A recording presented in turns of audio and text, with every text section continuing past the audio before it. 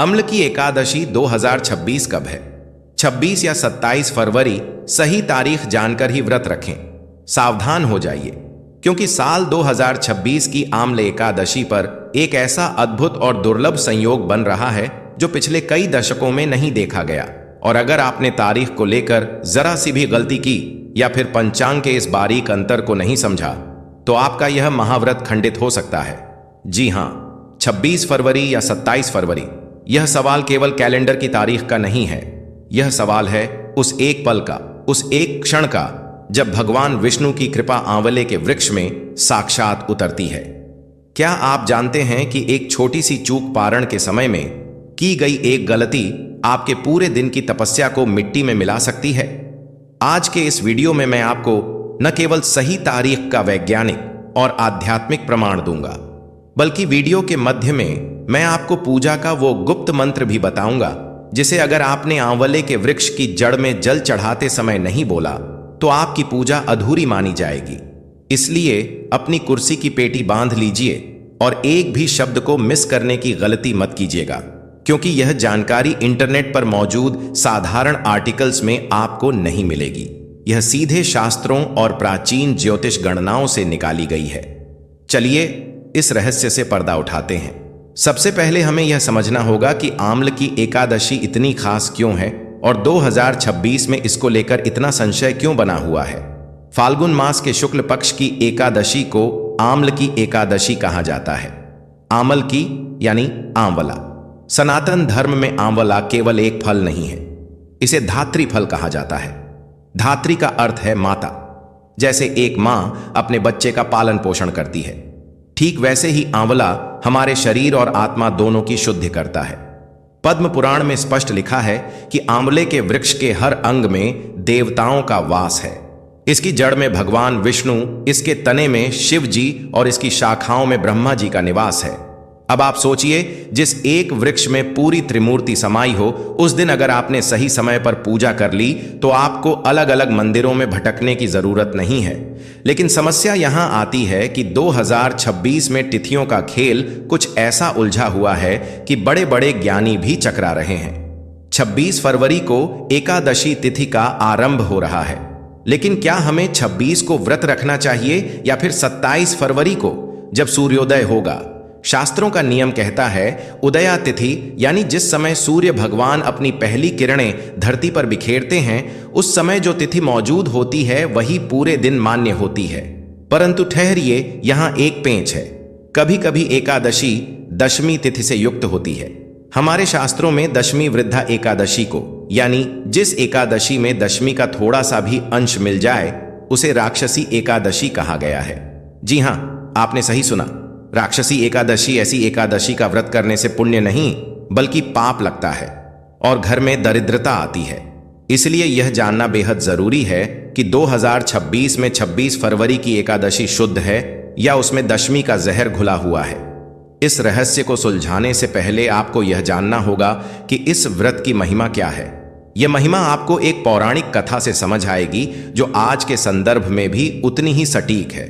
राजा मानधाता ने एक बार वशिष्ठ जी से पूछा कि हे मुनिवर, मेरे राज्य में प्रजा सुखी नहीं है, कोई ऐसा व्रत बताइए जिससे सबका कल्याण हो। तब वशिष्ठ जी ने उन्हें आमल की एकादशी की कथा सुनाई थी। एक नगर था जिसका नाम था वैदिश। वहां का राजा था चैत्ररथ। वह नगर इतना पवित्र था कि वहां कोई भी नास्तिक नहीं था। एक बार फाल्गुन मास की एकादशी आई। राजा प्रजा और सारे नगरवासी नदी किनारे गए। वहां का राजा था और वहां स्थित एक विशाल आंवले के पेड़ की पूजा करने लगे। वे रात भर भजन कीर्तन किया। संयोग देखिए, उसी रात वहां एक शिकारी आया। वह शिकारी जो जीव हत्या करके अपना पेट भरता था, महापापी था। उसे बहुत भूख लगी थी। वह शिकार की तलाश में वहां पहुंचा था, लेकिन इतनी भीड़ और दीपकों की रोशनी देखकर वह छुप गया। वह एक झाड़ी के पीछे बैठकर सब कुछ देख रहा था। उसने देखा कि लोग कैसे श्रद्धा से उस पेड़ की जड़ में जल चढ़ा रहे हैं, कैसे भगवान दामोदर का आवाहन कर रहे हैं। उस शिकारी के मन में भी न जाने क्या परिवर्तन आया। वह पूरी रात भूखा प्यासा वहां बैठा रहा। उसने अनजाने में ही सही एकादशी का जागरण कर लिया। सुबह हुई, वह अपने घर गया और भोजन किया। कुछ समय बाद उस शिकारी की मृत्यु हो गई। अब यहां आता है कहानी का सबसे रोमांचक मोड़।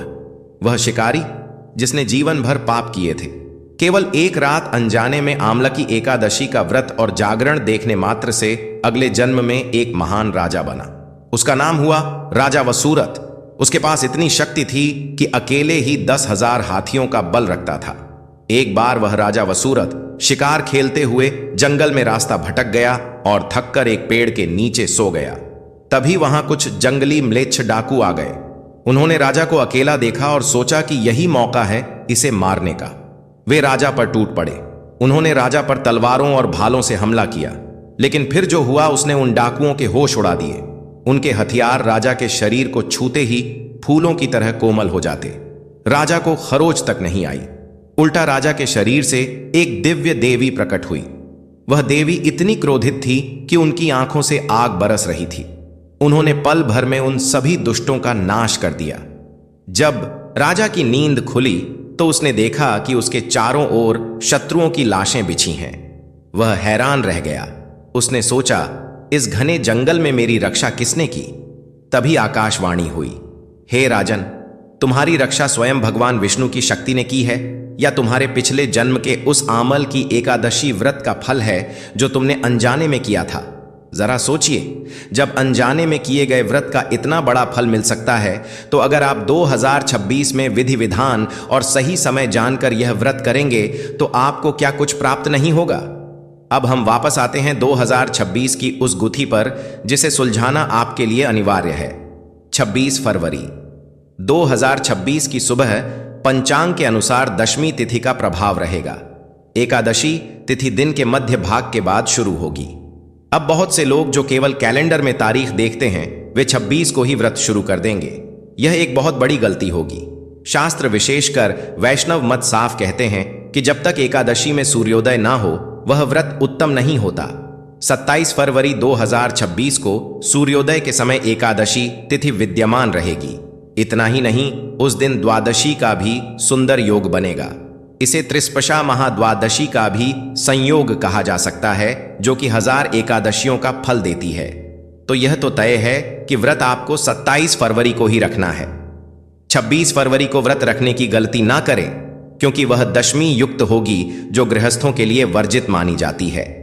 अब बात करते हैं पूजा की विधि की, और यहां आपको बहुत ध्यान देना होगा क्योंकि मैं अब वह गुप्त तरीका बताने जा रहा हूं जिससे आंवले के वृक्ष की पूजा सिद्ध होती है। सुबह ब्रह्म मुहूर्त में उठे अगर संभव हो तो पानी में थोड़ा सा आंवले का रस या चूर्ण मिलाकर स्नान करें।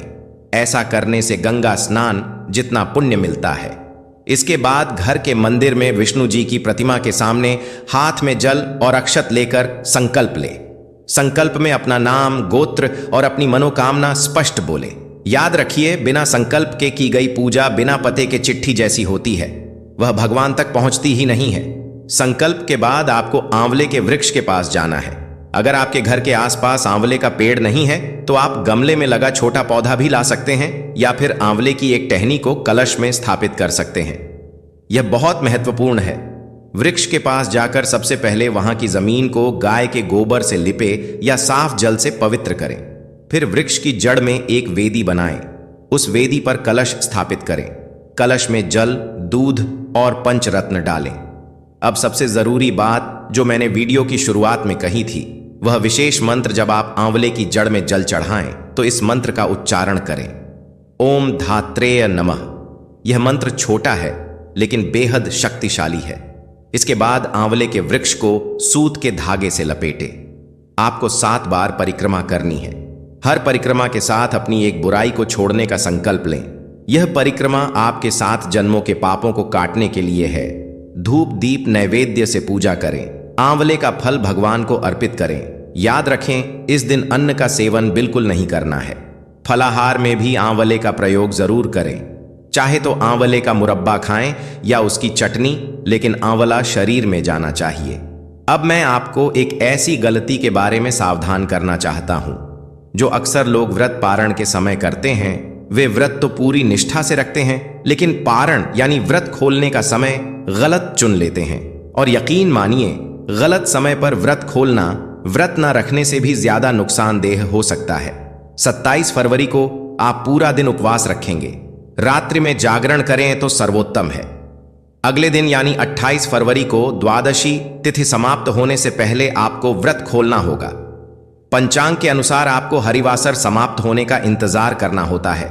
हरिवासर द्वादशी तिथि का पहला 1/4 हिस्सा होता है। इस समय व्रत नहीं खोला जाता, इसलिए 28 फरवरी की सुबह सूर्योदय के बाद और हरिवासर खत्म होने के बाद ही अन्न ग्रहण करें।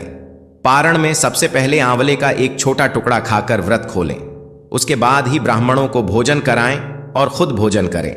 अब मैं आपको 2026 के इस व्रत से जुड़े कुछ ऐसे टोटके या उपाय बताता हूं जो आपकी सोई हुई किस्मत जगा सकते हैं।